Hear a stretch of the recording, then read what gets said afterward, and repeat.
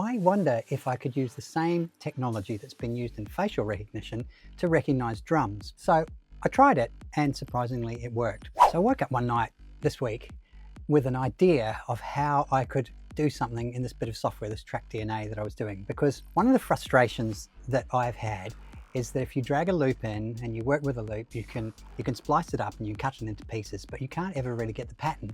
And I'm very interested in knowing how other people have programmed drums because it's going to improve my own drum programming capability. I wonder if I could use the same technology that's been used in facial recognition to recognize drums.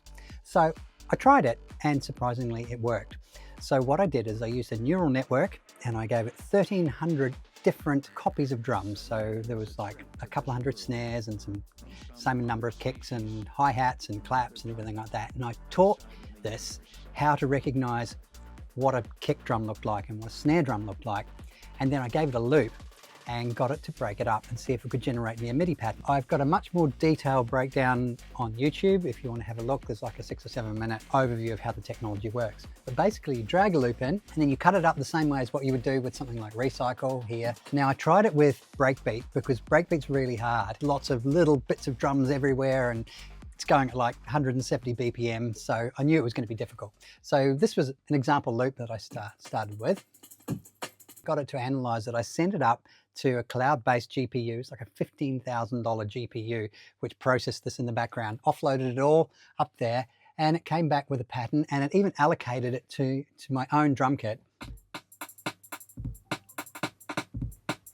Here's all the patterns. And you can see here we've got the kicks and the snares and the hi-hats all there, and then I can reprogram that. I can put my own drum kit against it, whatever I want. So this is really hugely powerful. One of the things that's difficult with cutting up loops is that if you have other drums that are over the top, it's difficult to separate them because they actually go across maybe 2 or 3 other drums. And if you're slicing vertically, you can't get just that one drum. I did a high pass filter for all the cymbals, and then I set the cymbals up separately and got those to be recognized and then combined them back with a pattern, which then gave me this combination that we see here. So I think I've now got a working tool, so I've got no excuse for actually writing some music with this now.